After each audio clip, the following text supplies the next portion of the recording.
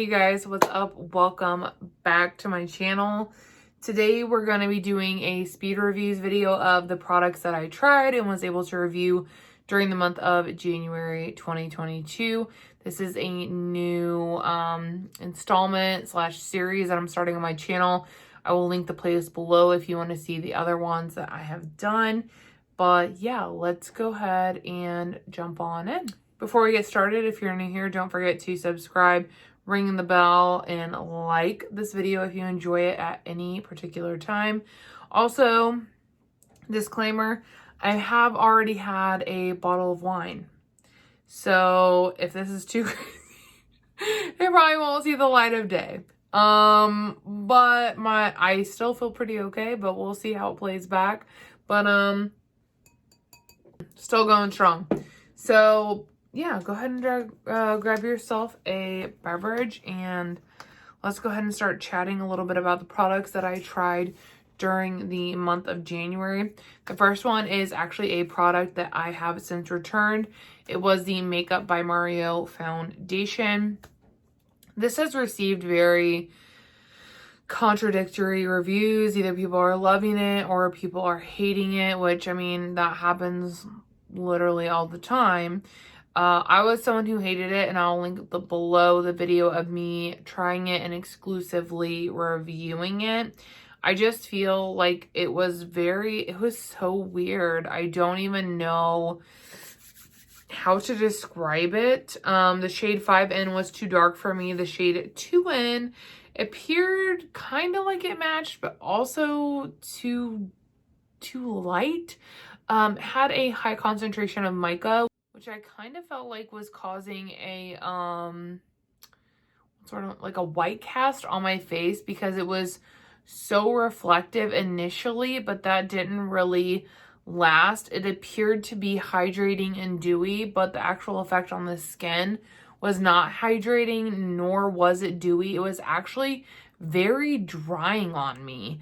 It felt like it was just like sucking all the moisture out of my skin, making my skin uncomfortable to the point where I was like taking it off after like 6 hours of wear. So for me, I did not think it was good. I didn't enjoy it. So I did return it. For reference, I do have combination mildly sensitive skin when it comes to a fragrance, but like this was just bad all over my face. It wasn't even like just dry on the outer. It was dry everywhere, but still oily and like, I don't know. It was just a really weird formulation that was not working for me. So nah. Also random, how cute are these fucking earrings? I will link the shop below and everything that I'm wearing today in case like you want to check it out, because not to toot my own horn, you guys, but I think this look is really pretty. But anyways, the next product is going to be the Milk Makeup Mascara. This one is the Rise Mascara, and I had received it in a Ipsy, I believe. And here's the thing. I think the formula itself is nice, but this component is so messy. Look at all of that, you guys. And I had only used it for like a week and a half, but it is so freaking messy. And it doesn't even like, I know how it looks like maybe it stays right in there, but it doesn't.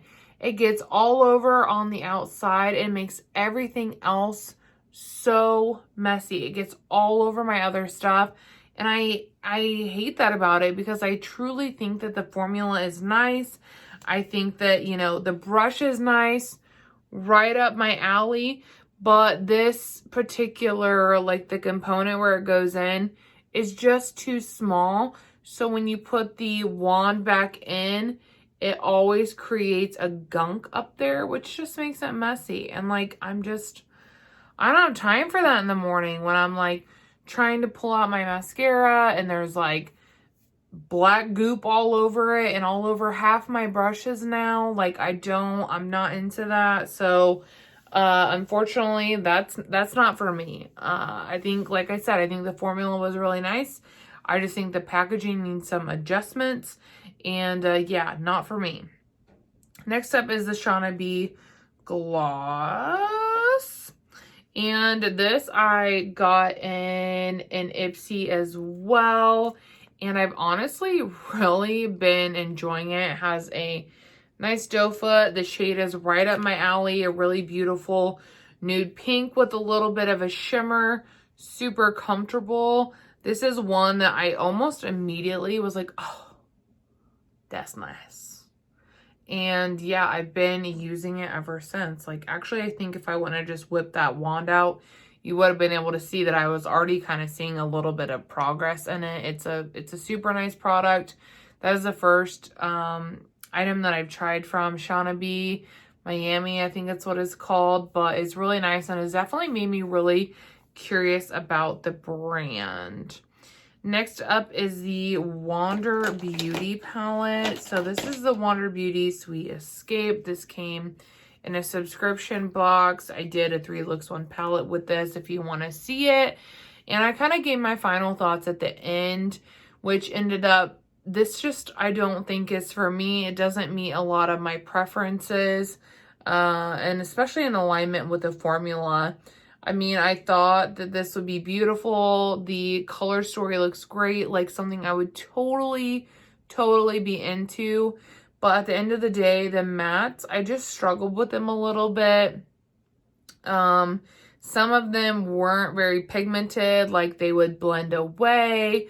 Others, like you needed to not use, like they did not pair well over a set lid.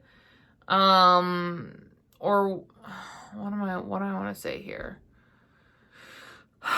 Check out my 3 looks 1 palette. Like literally it has the review, because like this, I just had so many thoughts on this and why it didn't work and why it didn't meet my preferences. So bottom line, like I would not recommend this. I didn't enjoy it and I talk about why in that video. So if you want to see why, check it out. The next product, I will go ahead and insert a photo here, is the Tom Ford Nude Dip. I have returned this as well. The reason being is I didn't feel like it was bad.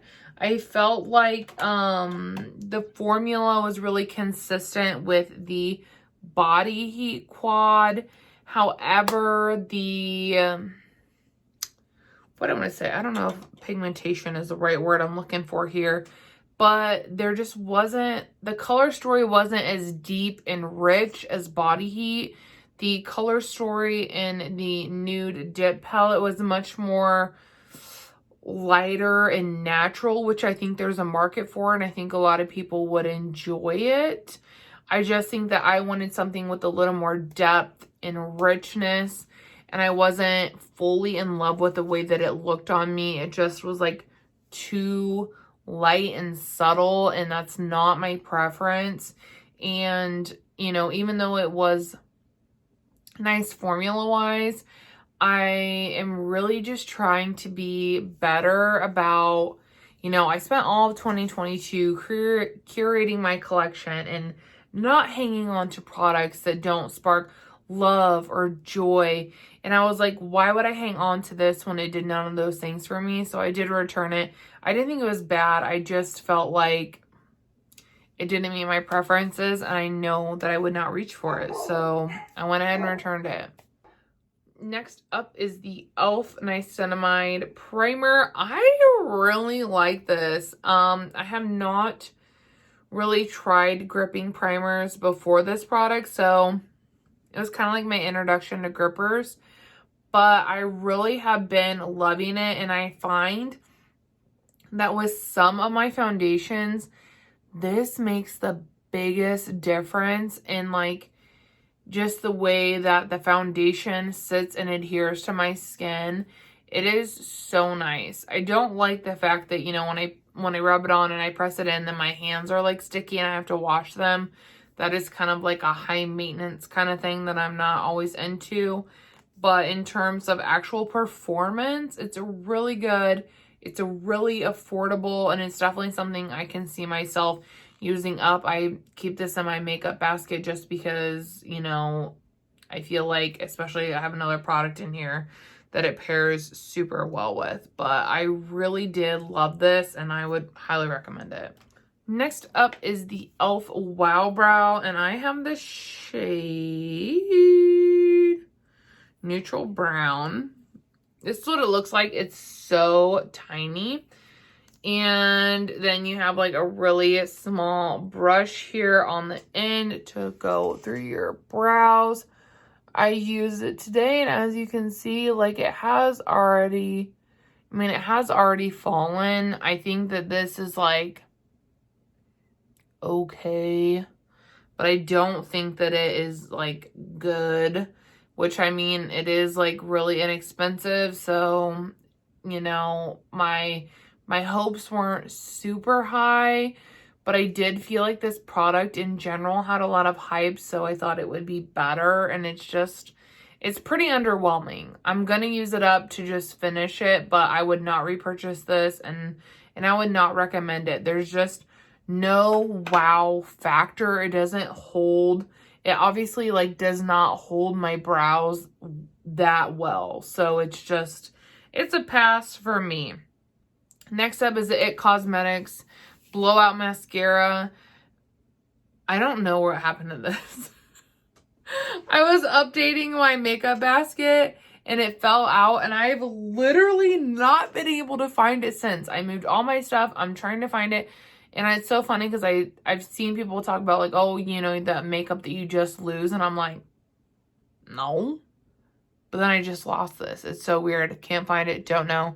But, yeah, not really the worst thing that could have ever happened, because I didn't really think the product was that, like, showstopper, which was kind of interesting because there's so many good reviews. So many people that I know love that mascara, but I really just didn't feel like it gave my eyelashes that wow factor. So I wouldn't feel obligated to go out and, like, purchase it again or, you know, even recommend it. I just thought it was pretty meh. The next product is the YSL mascara. I do have this one on hand, and this one is in the shade Brown. I did receive this in PR via influencer, I think. And this is actually super nice. I really like the packaging. It's weighted. It has this like coming out from the side. Something that I would expect from a high price point product. I'm really getting sick of luxury brands charging a luxury price with cheap ass packaging. Like, I'm really just kind of fed up with it. This packaging is really, really nice. What I love about it is that it is a true brown mascara. So many mascaras and or liners that I've tried that claim to be brown pull black. This one does not. This is a true brown. So if you are in the market for a brown mascara, I do recommend this one. It claims to be very volumizing, which I think is a little bit of a stretch. You do get a little bit of volume, a little bit of length, and it does layer very well. I know I have stuff that is more volumizing than this, but I think overall for a brown mascara, I think this is really nice, and I would recommend it.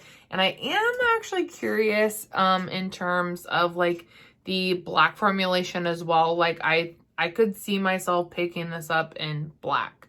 So really, really enjoyed that. Next is the NYX Blurr Tint, the Bear With Me Blurr Tint. You guys, this is so good. The one complaint I had about it is the shade range is it's not that great. I have the shade 4, which is described as a light neutral, and while this does look okay on my skin tone, I guess it does, like, it pulls warm. It pulls warm. Like, I can pull it off and make it work.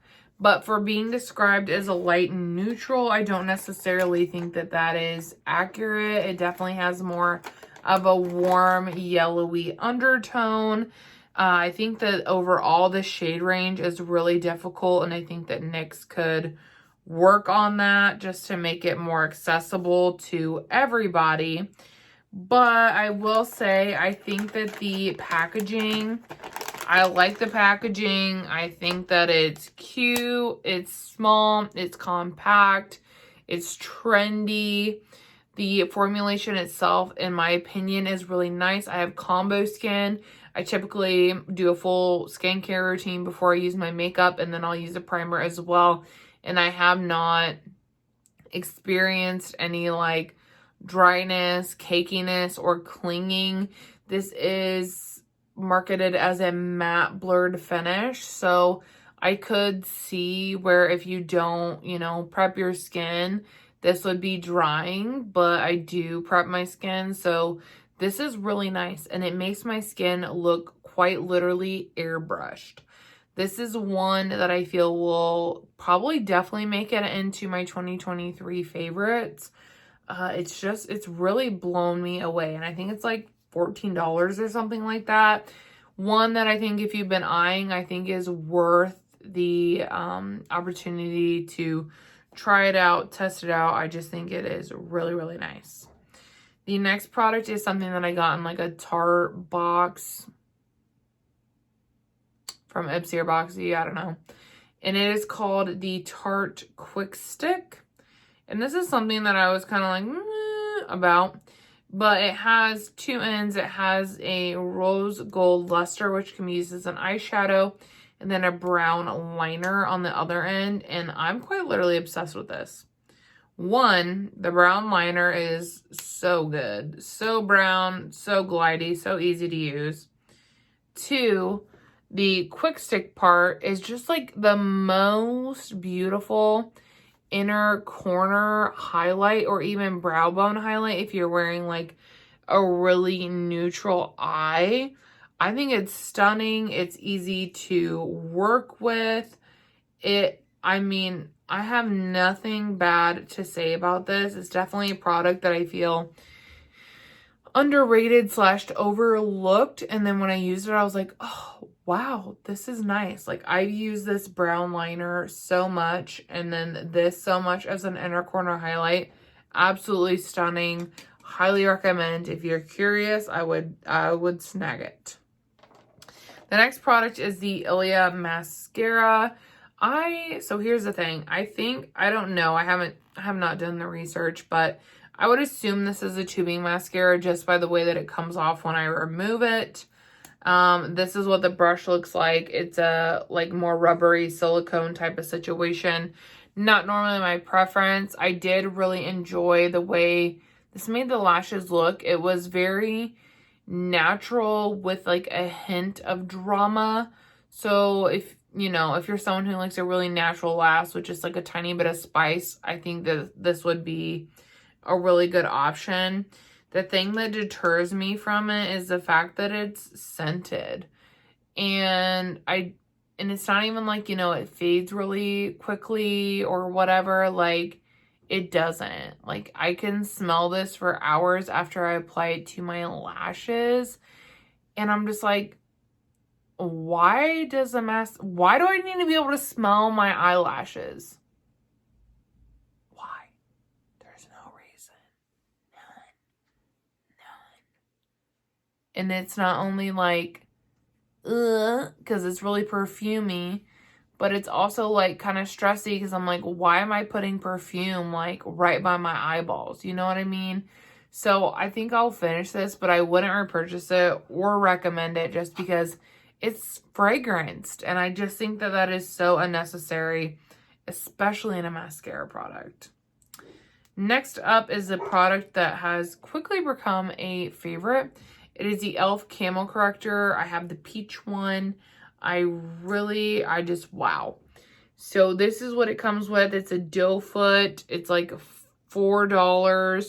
This is what the shade looks like. And I know some people have stated that, there could be a lighter shade for people with more like fair light skin tones. And I can kind of like see, that argument. But really when it blends out, it looks fine. It doesn't look too dark at all. It looks really nice, in fact. And I guess like my thing is, I really just like, one, that it has a doe foot. I like that it's affordable. Two, I like the way that it dries down. It's not mattifying, but it's not overly dewy and hydrating to where it's just sinking into all of your creases. It has a beautiful dry down. And I know some people prefer a little more hydration with their color correctors, but this is my ideal kind of formulation. I love it. I think that it is so good. If you're looking for affordable color corrector, this is it. I literally use it every day. It is phenomenal, you guys. And then the last product, I believe, is the Rare Beauty blush in the shade Believe. This is a mini that I had gotten like with a Sephora offer. And that is the shade there, which I think is absolutely stunning.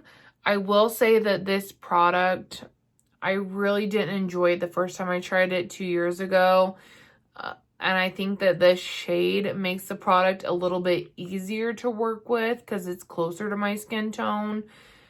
But I still don't think that it's like all that in a bag of chips. Like it's fine.